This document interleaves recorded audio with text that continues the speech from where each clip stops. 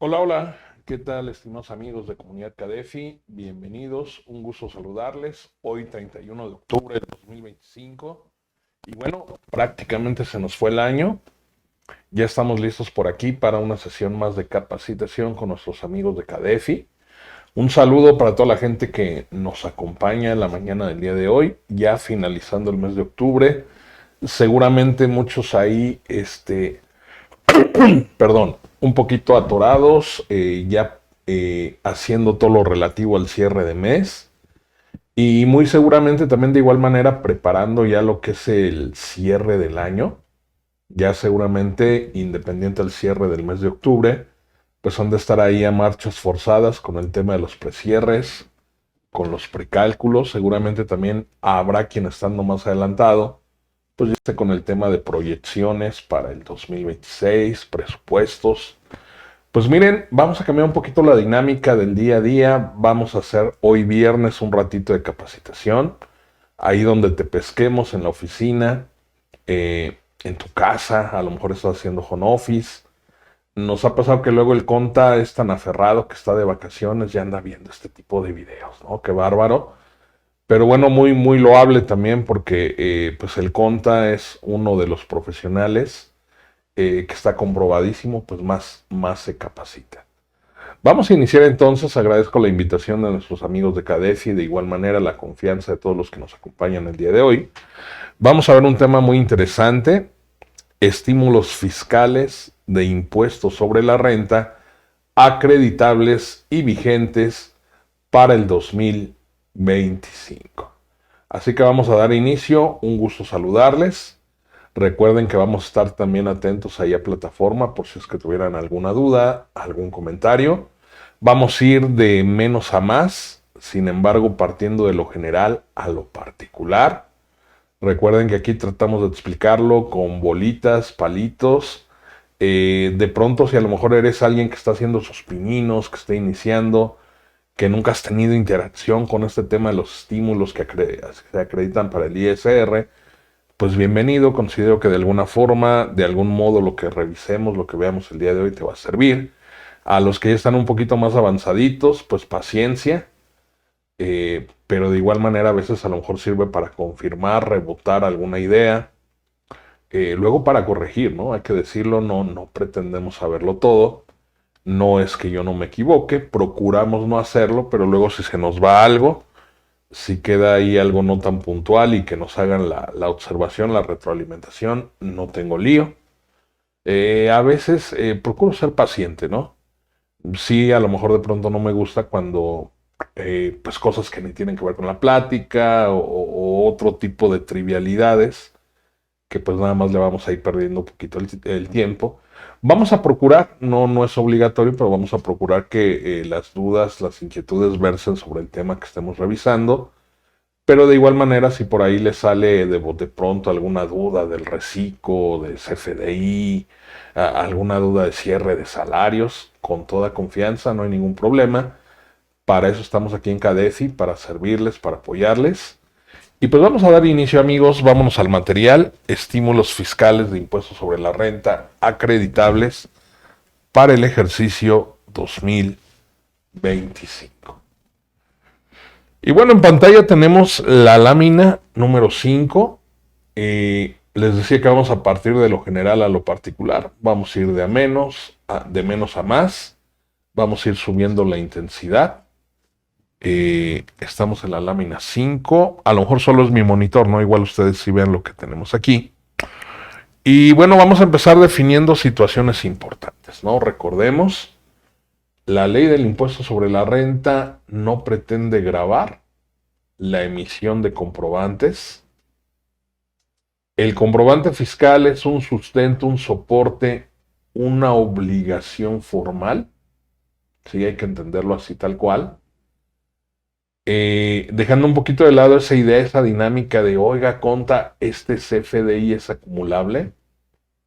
Oiga, conta, este CFDI es deducible. De alguna manera, la hipótesis de causación la terminamos cosificando, ¿no? Si pudiéramos decir algo. Entonces, la ley de renta grava la obtención de ingresos. Aquí queremos ser muy puntuales, ¿eh? Hay quien piensa que al momento de que uno graba o sujeta imposición CFDI, pues este tema de los impuestos le puede dar la vuelta únicamente con el hecho de no facturar. Pues si no lo facturo, no pasó, si no pasó, no lo vi, y no existe, ¿no? Pero el ingreso está ahí. La modificación positiva al haber patrimonial, ahí la tenemos, ¿no? Más allá de la omisión de carácter formal que implicaba tener que emitir el comprobante. Entonces, somos muy puntuales en este aspecto. Lo que grava, lo que sujeta a imposición la ley de renta es la obtención de ingresos. Eso que la doctrina, eso que diversos precedentes señalan como la modificación positiva al haber patrimonial tanto de la persona física como de la persona moral. Recordando que nuestro sistema fiscal en materia de impuestos sobre la renta tiene un sistema de renta mundial. Es decir, siempre y cuando la persona física o moral sean residentes en México, están obligados a pagar el impuesto sobre la renta por la totalidad de los ingresos, independientemente del origen o de la fuente de sus ingresos. Misma situación en el caso de residentes en el extranjero, pero únicamente por aquellos ingresos que se puedan atribuir, que sean propios de un establecimiento, de una sucursal, que tengan con ubicación dentro de territorio mexicano, dentro de territorio nacional, y de igual manera aquellos residentes en el extranjero que no teniendo una ubicación física, una sede, una sucursal o un establecimiento, pero que propiamente los ingresos que obtienen, la fuente de riqueza, está aquí en México. Eso es lo que grava la ley de renta. Ahora, no es obtuve el ingreso, enchílame una y paga impuesto sobre la renta sobre el ingreso bruto. Para efecto de calcular el impuesto causado, se tiene que aplicar una metodología. Tenemos que incorporar básicamente una mecánica de cálculo de impuesto. Algo así como lo que tenemos aquí en pantalla. Ya ven que cada que comentamos algo referente al impuesto sobre la renta, a la ley del IVA, pues invariablemente para no dejar de lado estos aspectos que son medulares, que son importantes, pues vamos desmenuzando, ¿no? Vamos desentrañando la mecánica, la dinámica para calcular el impuesto. Entonces nótese que aquí tenemos un procedimiento. Un procedimiento en el cual a los ingresos acumulables, que habitualmente vamos a entender como ingreso acumulable, aquellos que son grabados para efecto del ISR, aquellos que no están exceptuados, aquellos que sí son objeto de la ley, y la base gravable no va a ser tal cual el ingreso bruto. Vamos a poder aplicar cierto tipo de conceptos disminuibles, teniendo ahí identificado de manera característica, primordial, importante, la figura de la deducción autorizada, que ya en algunas ocasiones hemos comentado, no propiamente una deducción autorizada, no es tal cual un derecho del contribuyente. Es una gracia, una concesión que la propia ley da precisamente para observar la proporcionalidad en cuanto al tema de la determinación del gravamen. O sea, que el gravamen en todo momento sea proporcional. Al final del día lo que terminamos de algún modo determinando aquí es una renta, una ganancia, una utilidad, que ese tema, híjole, también cómo se confunde, ¿no? La utilidad fiscal que yo obtengo con base en el artículo 9 de la ley de renta, aquí pensando en cómo determinamos la causación del gravamen para efecto de personas morales del régimen general. Ojo, dejen silencio esto, pensé que sí lo había silenciado. Esta utilidad fiscal no tiene nada que ver con finanzas. Esta utilidad fiscal no tiene nada que ver con que si gané o perdí, si la empresa es ganadora, financieramente hablando, ¿no? Infinidad de veces hemos comentado, yo bien pudiera tener utilidad fiscal en cuanto al tema tributario y a lo mejor volteando a ver el tema financiero resulta que traigo una pérdida neta, ¿no? Esto que estamos viendo aquí, esto que estamos analizando, abordando, estudiando, es exclusivamente para efecto de calcular el impuesto sobre la renta. Otra situación, nótese que la base gravable no es tal cual la utilidad fiscal. La base gravable va a venir de manera posterior a la aplicación de pérdidas fiscales, recordando que una pérdida fiscal se da en aquel ejercicio donde las deducciones adicionadas de la PTU pagada resultan mayores a los ingresos. Ahí en vez de tener un resultado positivo, tenemos un resultado en negativo, números rojos, y lo que vamos a tener es una pérdida neta. ¿Qué va a implicar la pérdida neta? Perdón, la pérdida fiscal. Ya ven, les digo que luego nos cuatrapeamos, ¿no? Dos características de la pérdida fiscal. En primer lugar, no voy a tener base gravable. Y si no tengo base gravable, pues no hay impuesto que cubrir. Y número dos, esa pérdida al implicar o al referirse a un resultado negativo, yo la voy a poder aplicar hasta en un tope o en un máximo de 10 ejercicios a partir de que yo la declaré o la manifesté. O sea, termina jugando el rol de igual manera de un concepto disminuible. Una vez que a la utilidad fiscal yo ya le apliqué aquellas pérdidas que yo tuviera pendientes de poder aplicar contra utilidades fiscales, ahora sí tenemos ya la base gravable. Esa base gravable, llamada resultado fiscal, le vamos a aplicar la tasa del artículo 9, una tasa proporcional del 30%. Y con eso tenemos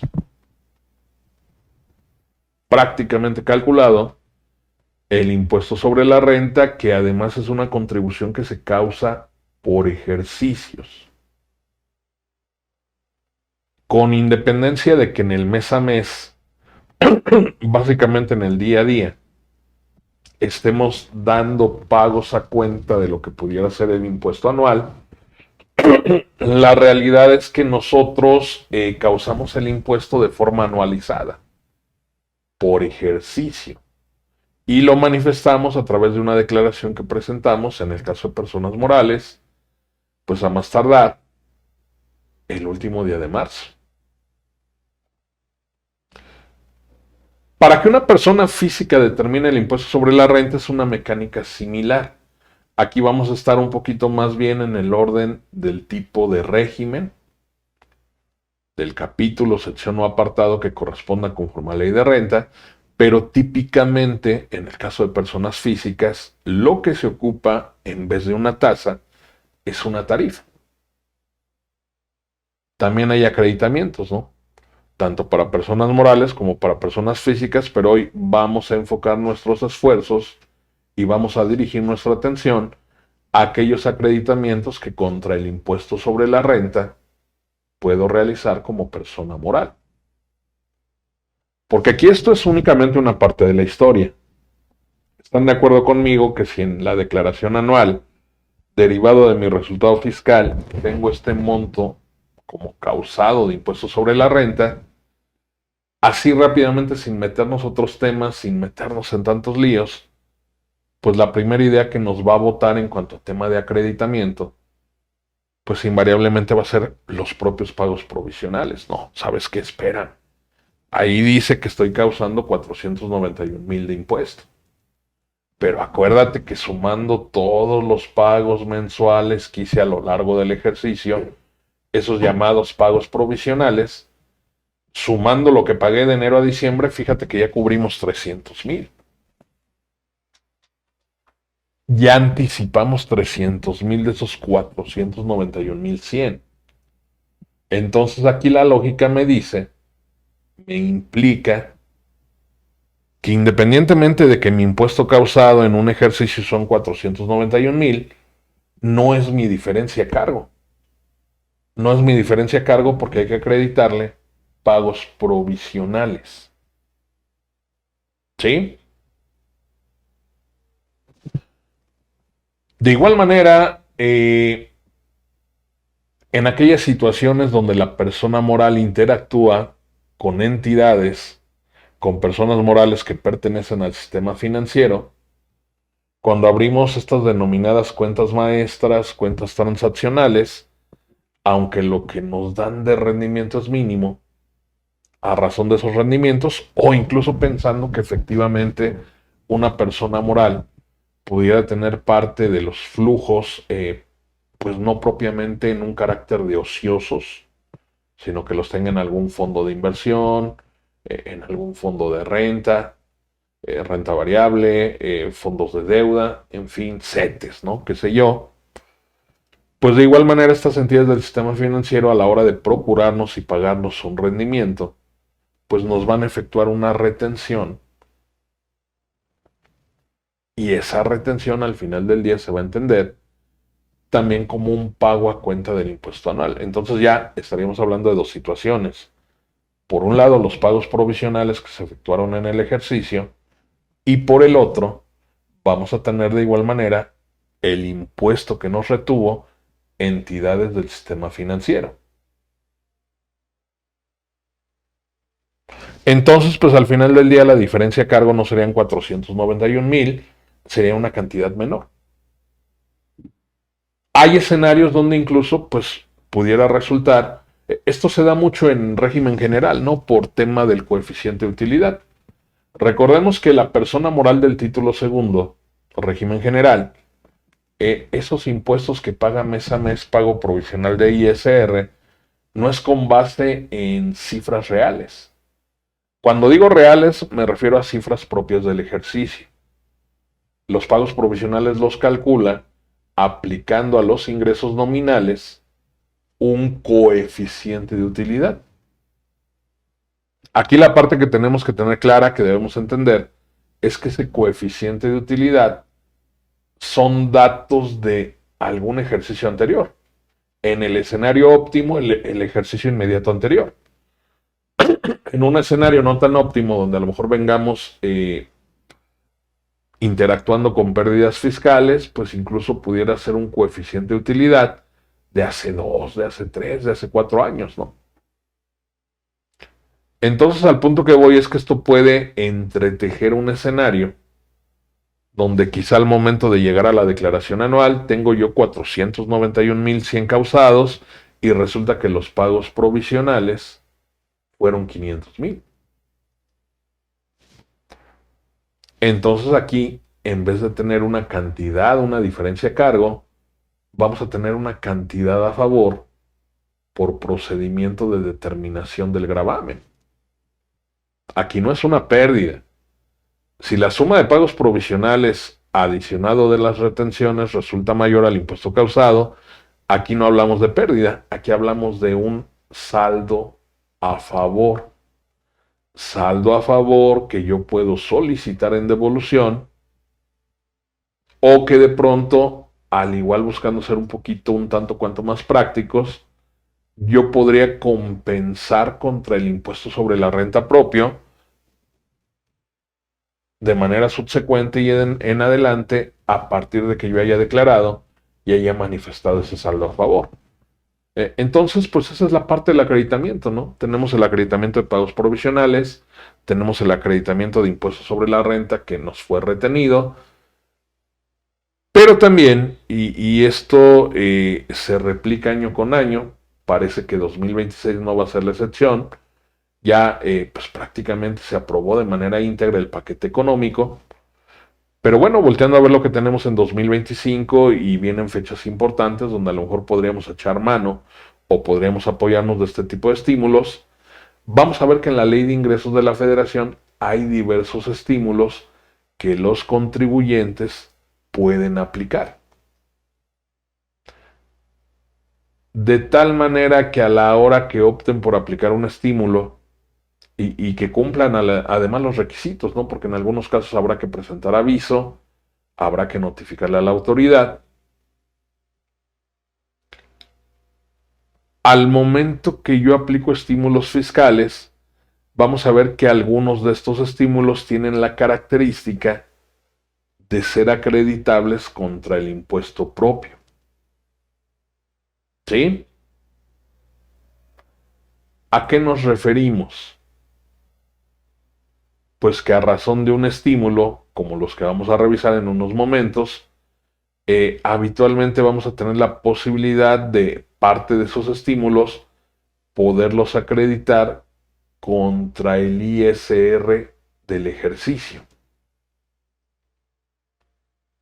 Entonces, suponiendo que yo aplicara alguno de estos estímulos que sean acreditables contra el impuesto sobre la renta, aquí hay una regla de oro, ¿eh? La aplicación de estímulos fiscales nunca me va a dar como resultado, ojo, ni la generación de pérdidas, ni la generación de saldos a favor. En ese sentido, vamos a tener cierto orden, lo que los estudiados llaman una prelación. Si en este momento yo decidiera aplicar alguno de los estímulos vigentes que me permiten acreditar contra el ISR del ejercicio, aquí el camino a seguir sería que mucho antes de acreditar los pagos provisionales efectuados en el ejercicio y mucho antes de acreditar el impuesto que me retuvo sistema financiero, lo primero que yo voy a acreditar o lo primero de lo que voy a echar mano son los estímulos fiscales que sean acreditables contra el impuesto sobre la renta. Esto es algo así como en el renglón de la utilidad fiscal. Recapitulo, recargo, hago reloaded para que lo entendamos todos. Dependiendo de los ingresos acumulables que yo tenga a nivel de pago provisional o incluso a nivel de declaración anual, dependiendo de los ingresos acumulables que yo tenga o de la utilidad para pago provisional o utilidad fiscal, al momento que yo aplique la PTU pagada, por ejemplo, esta PTU que yo pagué en el ejercicio únicamente la puedo disminuir hasta por el monto de la utilidad previa.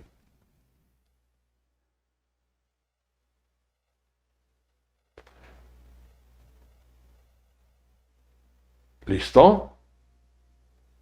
Si en alguna situación las deducciones autorizadas, ahí sí adicionadas de la PTU, resultan mayores a los ingresos, ahí sí vamos a tener una pérdida. Pero trascendiendo al siguiente rubro, que es el rubro del resultado fiscal, una pérdida fiscal que yo tenga ahí pendiente de aplicar y que yo quisiera aplicar incluso en un pago provisional o incluso en la declaración del ejercicio, aquí viene el punto fino. La pérdida fiscal no me puede generar más pérdida fiscal. Si mi utilidad es 100 y tengo una pérdida de 500, únicamente yo puedo aplicar la pérdida fiscal hasta por el monto de la utilidad. Es decir, de los 500 potenciales de pérdida, yo únicamente puedo aplicar 100. Y lo que no pude aplicar va a ser un remanente de pérdida, ¿no? Quedamos que tengo 10 ejercicios para poder aplicar estas pérdidas, ¿no? Para poder terminar su aplicación. Algo similar ocurre con los acreditamientos de impuestos sobre la renta. En este caso, si yo tengo un impuesto causado de 491,000 y tengo estímulos acreditables de impuestos sobre la renta, el que quieran, el de diésel o el de casetas, por ejemplo, el estímulo únicamente lo podré aplicar hasta por el monto del impuesto causado. Vamos a suponer que por el uso de infraestructura, por el tema de pago de casetas, Obviamente estamos suponiendo, no es un decir. Vamos a suponer que tengo 491,000 pesos de impuesto causado y tengo un crédito de ISR por este estímulo de casetas por 500,000. Yo sé que suena descabellado, ¿no? Pero es para entenderle en parte la didáctica. Independientemente de que el monto del estímulo sea mayor al impuesto causado, yo únicamente podría acreditar contra el impuesto del ejercicio hasta por el monto causado. De tal manera que derivado de la aplicación de un estímulo, no puedo obtener saldo a favor.